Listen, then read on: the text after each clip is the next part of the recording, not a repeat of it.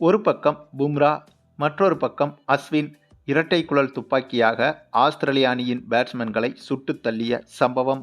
8 ஓவரில் முடிவுக்கு வந்த போட்டி உலக சாதனை நிகழ்வு. அதாவது இந்தியா மற்றும் ஆஸ்திரேலியா அணிகளுக்கு இடையே தற்போது பார்டர் கவாஸ்கர் டிராபி டெஸ்ட் தொடர் நடைபெற்று வருகிறது. இதில் ஏற்கனவே நடைபெற்ற முதல் டெஸ்ட் போட்டியில் இந்திய அணி அபாரமாக வெற்றி பெற்றிருந்தது. அதனைத் தொடர்ந்து நடைபெற்ற இரண்டாவது டெஸ்ட் போட்டியில் யாருமே எதிர்பார்க்காத வகையில் ஒரு பிரம்மாண்ட சாதனையை செய்திருக்கிறது இந்திய அணி. அவங்க இந்த இரண்டாவது டெஸ்ட் போட்டியில் முதலில் பேட்டிங் செய்த இந்திய அணி முதல் இன்னிங்ஸில் ரோஹித் சர்மா மற்றும் அஸ்வினின் அதிரடியால் 702 ரன்கள் வரை குவித்திருந்தது. அந்தளவுக்கு ரோஹித் சர்மாவும் அஸ்வினும் பேட்டிங்கில் நேர்த்தியான அதிரடியை வெளிப்படுத்தியிருந்தனர்.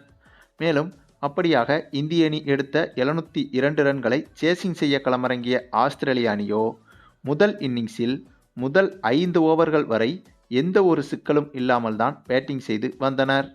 ஆனால் அடுத்த 3 ஓவரில் மொத்தமாக தலைகீழாக மாறியது இந்த போட்டி. அவங்க சரியாக 6வது ஓவரை நம்ம அஸ்வின் வீச வர அந்த ஓவரில் அஸ்வின் மட்டுமே 3 விக்கெட்டுகளை வீழ்த்தியிருந்தார். அதே போல அதற்கடுத்த 7வது ஓவரை பும்ரா வீச வந்தார்.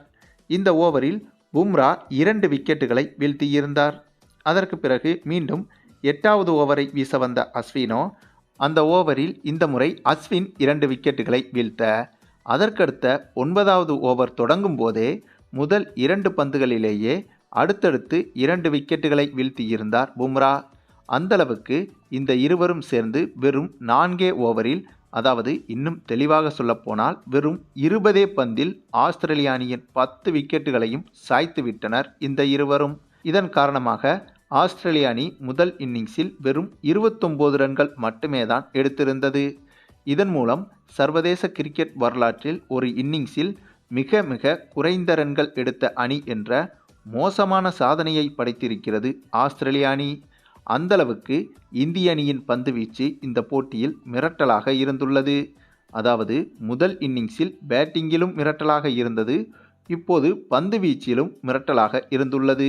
மேலும் இந்த ஆஸ்திரேலியா தொடரில் ஆஸ்திரேலியாவுக்கு எதிராக இந்திய அணி சாதனை படைக்கும் என்று பார்த்தால் ஆஸ்திரேலியாவை வைத்தே இந்திய அணி இப்படியாக உலக சாதனைகளை படைத்து வருகிறது.